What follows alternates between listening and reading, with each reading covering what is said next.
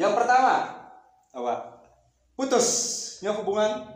Yang kedua, Memang belum dapat. Ya, Oke. memang lagi dalam masa pencarian. Yang ketiga, prinsip. Yang keempat, yang ke pilihan. Oke. Prinsip sama pilihan sama ya? pilihan itu lebih ke selektif berarti.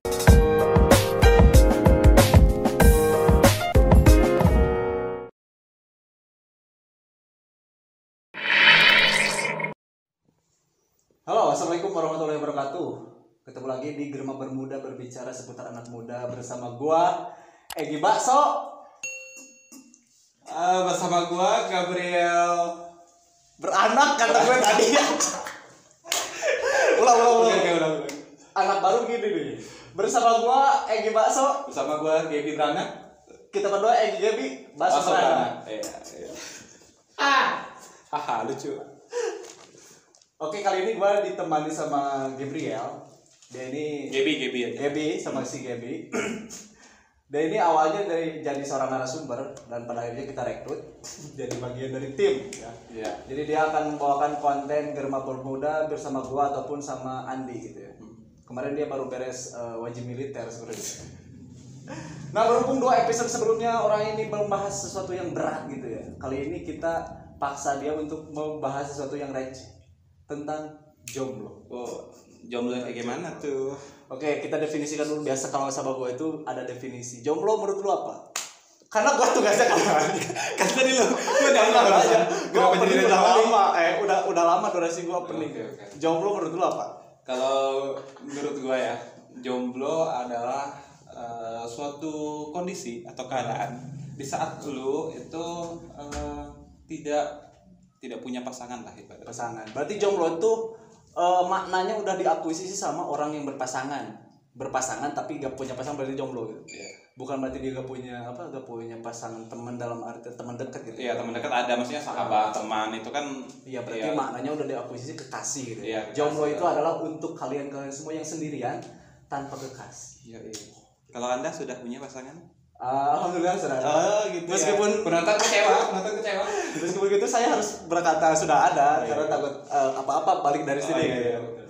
Oke, jomblo itu biasanya identik dengan seorang yang bisa kecewa gitu ya. Mereka dia Kan manusia biasa juga bisa kecewa. bisa kecewa. Ya berarti manusia biasa juga bisa jomblo. Iya, betul ya. Make sense. Iya, memaksakan. Oh, gue jadi lupa tuh apa tadi. Jomblo itu beberapa penyebab jomblo. Yang pertama, Apa? putusnya hubungan. Yang kedua, Memang belum dapat. Ya, Oke. memang lagi dalam masa pencarian. Yang ketiga, prinsip. Yang keempat, yang ke pilihan. Oke. Prinsip sama pilihan sama ya? pilihan itu lebih ke selektif berarti. Selektif antara lo mau punya atau enggak gitu. Kalau prinsip, gue pengen jomblo, ya benar. mau punya aja gitu. Nah, jangan kebanyakan, kita susah menguraikan. Yang pertama, jomblo karena memang Anda atau kalian semua di sana itu putus. Gua mau nanya nih sama dia itu tertutup di perihal asmara rindu gitu ya. Iya. Jadi gua mau tanya kehidupan dia nih, kan dia seorang perantau datang ke tanah Jawa gitu, dengan statusnya jomblo. Nah, sekali gitu. Jomblo kalau lu kan tadi penyebab satu jomblo itu putus gitu ya. Terus Lu pernah putus dan akhirnya jomblo lama gitu sih? putus ya pasti pernah. Cuman kalau jomblo lama itu relatif lah ya. Gue lupa sih. Hitungan lamanya Iya, kita apa ya, kita beri standar lah. Lama itu misalkan lebih dari setahun, itu lama. Lebih dari setahun pernah kayaknya. Pernah. Tapi lu masih ingat rasanya jatuh cinta, masih bisa gitu. Masih bisa. Meskipun lu udah lama jomblo gitu ya, masih bisa. Setiap itu adalah anugerah dari Tuhan ya. Untuk mencintai orang lain adalah anugerah. Betul tidak?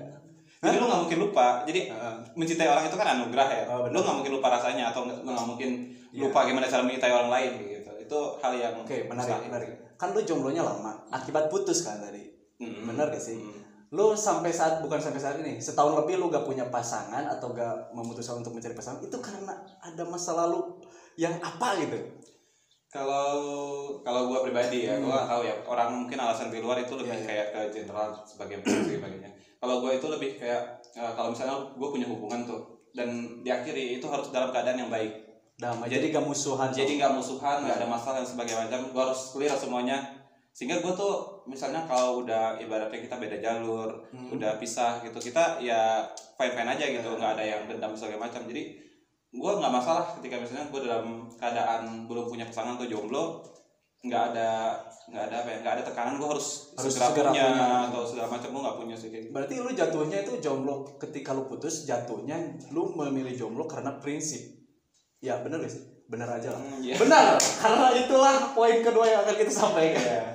Sebenarnya bukan prinsip sebenarnya kan pas kan tadi antara pilihan lu pengen punya atau enggak. Kan abis putus tuh lu misalnya kalau dapat yang baru ya gini nih kasusnya kan kata lu tuh tadi lu setiap kali mengakhiri hubungan baik-baik. Kalau posisi lo yang mutusin, gue ngerti sih kalau misalkan lu kan pengen baik-baik, gak dimusuhi, gak dijelek sama dia gitu. Tapi kalau posisi lo yang diputusin gimana? Ya kita harus, kalau gue membiasakan diri harus untuk menerima keadaan gitu. Jadi alasannya itu mau itu baik, mau itu enggak gitu. Mau dia alasannya mau lu itu paham atau enggak gitu ya. Iya, maksudnya gua harus bisa memahami itu gitu. Karena menurut gua hubungan itu kan nggak bisa dipaksakan dari salah satu pihak doang, harus diperjuangkan bersama. Ibaratnya silakan kata-kata bijaknya silakan. Kalau lu pas punya pasangan gitu ya, lu pacaran atau segala macam, lu kan ibaratnya sebuah mini rumah tangga lah ibaratnya. Lu kan membangun masa depan yang cerah lewat hubungan yang misalnya sederhana dulu lah kayak gitu. Jadi kalau misalnya lu dalam hubungan yang kecil kayak gitu, lu udah banyak selisih paham. Kalau salah seorang yang pernah ngomong ke gue gini, lebih baik lu putus pas masa pacaran daripada cerai pas nikah. Oke, bener. Dia bersulang, kita bersulang. Iya. Kayak gitu. Gue nggak minum nggak ada. Berarti meskipun dia diputusin atau posisi lo diputusin dan enggak, itu berakhir dengan baik-baik aja gitu. Biasanya waktu lo untuk move on nih dari suatu hubungan yang belum lo bisa terima pecahnya gitu gimana? Berapa lama waktu lo move on? Waktu buat bisa ngebuka hati lagi, melupakan masa lalu yang itu biasanya. Kalau cowok sama cewek itu kan beda ya move on. Kalau misalnya cewek itu kan pas misalnya lagi dalam situasi yang down atau misalnya habis putus itu mencurahkan dengan nangis dan sebagainya macam, cerita curhat segala macam. Tapi habis itu ya biasanya plong gitu, udah bebas. Cowok itu biasanya leha-leha, tidak tahu diri sebenarnya. Jadi setelah itu beberapa saat kemudian nanti di akhir baru nyesel kenapa gue putus segala macam kayak gitu. Biasanya cowok kan gitu ya. Kayak gitu. Kadang penyesalan cowok tuh gak bisa diutarakan kayak cewek gitu kan. Jadi sebenarnya tips buat lu cowok abis putus segera sebenarnya nyari yang baru biar lu nggak sampai ke titik yang lu mulai nyesal. Bener. Kayak gitu. Tepuk tangan boleh. Oke, dia ini kan seorang perantau nih. Kita tanya nih, coba. Meskipun lu host di sini ya, tapi mohon maaf kalau dengan gua kebanyakan lawan serasa gua diwawancara ya. Lu kan perantau. Status lu sebagai jomblo itu dipengaruhi sama apa ya? Lu karena merantau ke daerah orang atau ke tanah orang gitu ya, sehingga cewek-cewek di sana tuh gak sesuai selera lo gitu, atau gimana? Ada pengaruh itu gak sih? Kalau gue itu lebih kayak ke biasanya orang ya pada umumnya milih cowok atau cewek atau pasangan lah ya, itu makin dewasa makin bijak, makin bijak ya benar. Itu kan yang kita briefing tadi ya. Biasanya makin dewasa makin bijak. Kalau coba menurut lu lah gimana pas waktu lu masih ibaratnya masih kinyis-kinyis gitu, masih bocil, lu milih pasangan yang gimana? Sama sih mainstream gitu ya, lihat yang cantik gitu. Terus ya. Yang apa ya, yang modern misalkan apa yang ikuti zaman gitu ya, yang hits lah, yang fashionable gitu. Sama sih, tapi beranjak ke sini kan lebih mencari yang dewasa gitu. Terus mau diajak apa gitu yang gede, diajak apa dalam arti yang gede wawasannya gitu kan. wawasannya karena orang ini tipikal orang yang idealis sebenarnya guys. Jadi berbicara jomblo ini adalah sesuatu yang receh buat dia, tapi kita paksa sini untuk menyampaikannya untuk kalian semua, spesial untuk kalian semua. Gua mulai keringat-keringat sebenarnya dari tadi. Oke, yang tadi lu belum jawab tuh. Yang mana? Faktor lu merantau itu mempengaruhi status lu sebagai jomblo dalam waktu lama gak sih? Sebenarnya kalau gue lebih kayak misalnya milih pasangan ya, gue sebenarnya hampir ngikut orang pada umumnya. Biasanya kalau cowok milih cewek tuh yang mirip dengan ibunya biasanya, atau yang cowok biasanya yang mirip sama mamanya gitu ya, sama mamanya gitu. Jadi pengen mendapatkan, bukan nggak dapat kasih sayang ya, maksudnya karena merasakan masa kecil figur seorang ayah atau ibu gitu ya. Bener. Tapi bukan sebagai orang tua, maksudnya sebagai pasangan hidup yang akan menemani lu lah ibaratnya. Benar. Berarti hasil briefing kita gak lupa ya tadi. Iya. Benar gak sih? Kalau sama si Andi itu pasti lupa hasil briefing. Itu udah kemana-mana ya. Oke, itu yang pertama ya. Jadi alasan jomblo itu karena lu udah putus hubungan sebelumnya. Yang kedua itu apa sih? Prinsip tadi ya? Atau yang pilihan? Kedua itu lupa gua. Gua juga lupa.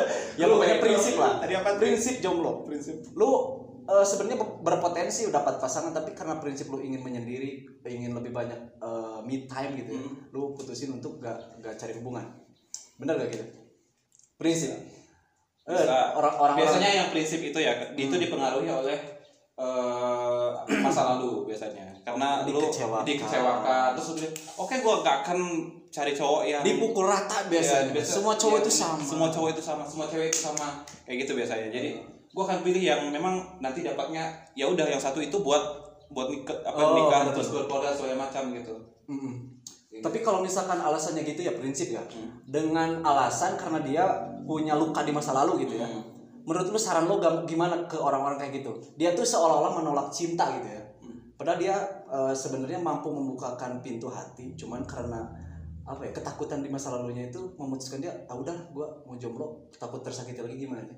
Menyikapi itu, karena kan gak semua cowok atau cewek itu sama. Iya benar sih. Biasanya tuh kalau orang habis diputusin, habis misalnya dapat masalah, ada beberapa tahap yang apa ya, yang baru kali menerima ini, dia gitu. Baru kali ini ada step by step untuk memutuskan. Enggak buat pasangan atau karena lu masa lalunya ibaratnya kurang baik gitu ya. Bener. Jadi lu biasanya pas habis kena masalah, lu biasanya akan menyangkal. Lu akan menyangkal biasanya. Habis itu lu nyari pelarian. Benar. Habis itu lu mencoba menemukan hal baru gitu. Mencoba apa ya? Bukan, maksudnya mencoba menemukan hal baru adalah apa ya? Pengen mengalihkan pikiran gitu ya. Mengalihkan pikiran kegalauan. Mengalihkan kegalauan. Adalah jalanin jaku. Benar. Mencoba mengalihkan. Jadi istilahnya kalau misalkan alasan lu jomblo karena lu tersakiti di masa lalu, ya mungkin saran pertamanya adalah berdamai dulu dengan masa lalu gitu. Iya, itu adalah yang terakhir. Jadi setelah misalnya lu coba mengalihkan, dan lu nggak bakal bisa karena lu nggak bisa lari dari masalah, boy. Oke, yang lu bisa lakuin, ya gua memberikan ruang untuk lu dapat tepuk tangan sebenarnya. Silakan lanjut. Lu gak bisa lari dari masalah. Selanjutnya gimana? Ya, lu gak bisa lari dari masalah. Akhirnya adalah lu menyerah nih. Akhirnya lu berdamai dengan kondisi keadaan lu gitu. Akhirnya lu bisa menerima alasan kenapa lu ditinggalkan, evaluasi diri dan sebagainya macam. Akhirnya lu bisa mulai sesuatu yang baru lah ibaratnya. Mulai langkah baru gitu dengan sudah berdamai dengan masa lalu. Lu gak akan bisa melangkah ke tahap berikutnya kalau lu belum selesai dengan masa lalu. Iya, kayak gitu sih. Itu kenapa biasanya alasan orang ngejomblo lama. Biasanya itu prinsipnya gitu ya. Tapi di samping dia kecewa dengan masa lalu, ada juga mungkin ya teman-teman di luar sana yang prinsipnya emang benar-benar murni prinsip gitu. Karena pemahaman gue gini sih tentang prinsip. Menurut gue sebuah sesuatu bisa dikatakan prinsip itu harus ada unsur norma, bro. Minimal ada 3 norma. Apa tuh? Jadi gini, norma yang gua apa ya, asumsikan gitu. Norma agama, norma sosial, norma hukum. Norma politik enggak? Enggak, itu minimal gua 3 norma. Ya. Jadi jika sesuatu itu mengandung 3 unsur norma itu baru dikatakan prinsip. Contoh gini, gua masuk ke gak berpacaran gitu ya. Dia gak berpacaran prinsipnya adalah karena di agamanya dilarang. Oke, itu make sense. Itu gua benarkan gitu. Yang kedua, misalkan itu norma agama, yang kedua norma sosial, karena misalkan gua harus mengurusi ego yang bukan hak gua gitu. Kayak misalkan ceweknya lagi PMS atau lagi bad mood, kan dia harus kerepotan, bener gak sih? Itu norma sosialnya. Atau misalnya kalau norma sosial, lu di lingkungan yang teman-teman lu pada nggak pacaran, bisa kayak gitu. Luas lah. Kalau misalkan norma hukumnya, ya lu ngerti lah di zaman sekarang misalnya banyak apa gitu, banyak pergaulan di luar nikah lah gitu. Jadi menurut gua sebuah prinsip bisa dikatakan prinsip jika ada unsur tiga norma tadi sih. Jadi kalau misalkan alasan yang tadi prinsip karena belum selesai dengan masa lalu, menurut gua pribadi itu bukan prinsip. Teman-teman di rumah, ini tuh perspektif kita secara subjektif secara subjektif, secara Jika personal. teman punya misalnya tambahan-tambahan atau ada alasan tersendiri kenapa teman-teman menjomblo, Tambahkan di komen. tambahkan di komen, nanti kita bahas. Oke, yang kedua udah ya. Yang kedua udah. Yang ketiga tadi apa sih? Gue juga lupa yang ketiga. Yang ketiga tuh, aduh, apaan sih? Gak laku lah ya. Gak laku. Gak nemu misalkan. Iya nggak nemu. Yang tadi itu pilihan antara abis lu beres, lu emang belum dapat atau masih nyantai dulu lah. Ya, masih nyantai istilahnya dulu. Pertimbangan lu untuk membahagiakan diri lu lebih besar gitu ya. Kalau misalkan orang-orang yang menjomblo di sana dengan alasan seperti itu, Anda sangat bijak sekali. Kenapa tuh bijak? Karena istilahnya dia secara gak langsung sadar bahwa gue belum saatnya nih ngurusi ego orang lain, ego gue sendiri aja kadang gue kewalahan gitu. Gitu sih bijaknya. Tapi ada sisi yang istilahnya akan menempatkan dia tuh pada posisi yang lonely, kesepian atau gimana gitu. Ya biasanya orang-orang kayak gitu yang udah nyaman dengan keadaan. Jadi keadaan dia single gitu. Keadaan dia single, meskipun ya maksudnya dia pengen cari cowok atau cewek gitu, cuman karena gue jadi lebih kayak ke antar lah kayak gitu, nyantai dulu lah kayak gitu. Jadi masih pengen happy dengan teman-teman dan sebagainya. Tapi orang-orang kayak gitu juga dibiarkan lama juga bahaya juga ya. Bisa lupa diri. Bisa lupa diri juga. Tiba-tiba udah usia-usia kritis gitu ya. Bener udah apa ya?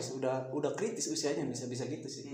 Biasanya kalau di Indonesia kan biasanya cowok itu 30 ya, 30 31 itu udah harus memikirkan rumah tangga kayak gitu. Biasanya kalau lu di umur 30 31 gue dapat cerita ya, kita lihat di lingkungan sosial banyak orang yang udah mulai susah untuk cari pasangan di umur segitu kayak gitu. Karena mungkin dia lupa juga sih. Lupa gitu. Cara ngegombal mungkin lupa, bener gak sih? Iya, gitu. Karena kan gombalan atau rayuan itu kan salah satu trik ya dalam mencari pasangan gitu. Di samping doa dan ikhtiar, lu harus punya jabatan. Tapi lebih banyak triknya ya. Lebih banyak triknya. Jadi itu soft skill-nya, bro. Soft skill dalam mencari pasangan. Ya, itulah untuk jangan dari buaya seperti itu. Saya buaya yang sudah tobat sebenarnya. Tobat. Emang ada buaya? Jadi kadal gurun sekarang.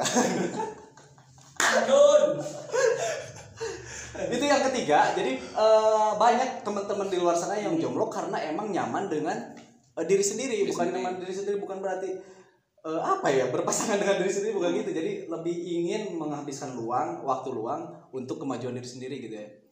Tapi biasanya banyak juga orang-orang di luar sana yang lu nyaman dengan keadaan lu saat ini, terus dengan lingkungan lu yang saat ini gitu ya. Maksudnya lu punya teman-teman kayak gitu. Akhirnya nyaman dengan teman-teman, terus emang gak ada mikiran ke sana ya.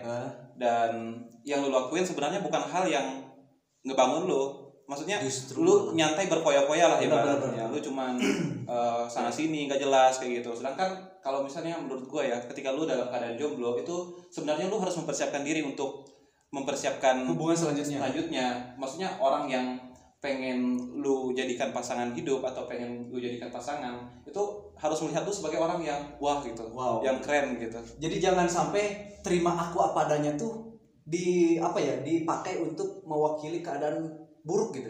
Bener gak sih? Gimana ya gue nerangin? Jadi kata terima aku apa adanya tuh adalah biasanya untuk menutupi kekurangan, coy. Bener gak sih? Apa adanya gue tuh miskin misalkan, gak punya kerjaan, pengangguran, apalah banyak penyakit misalkan.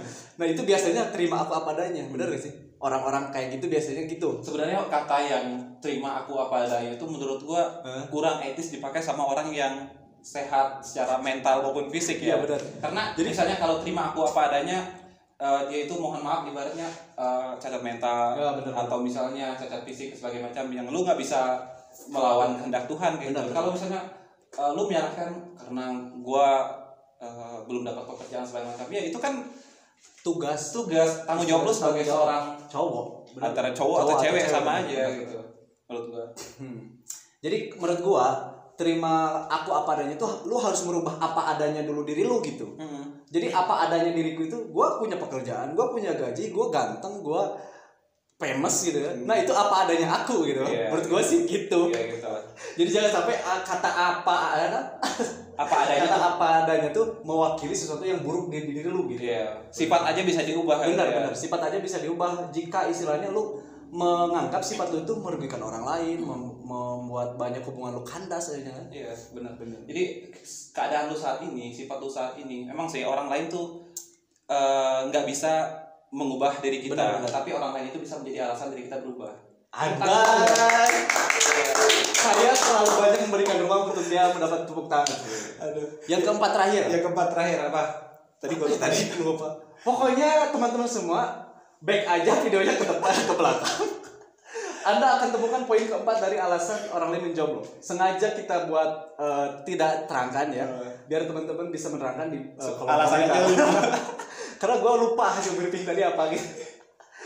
Itulah episode kali ini cukup lah ya. Cukup lah ya. Maksudnya alasan jomblo tuh ya Relatif sebenarnya. lah. Kembali lagi ke personal orang masing-masing gitu. Alasan jomblo itu relatif. Itulah segmen sekarang. Berbicara kesimpulannya dong. Oke, kesimpulan dari segmen ini. Biasanya kalau segmen gue tuh kan gak bermanfaat, jadi gak ada kesimpulan coy. Oh gitu.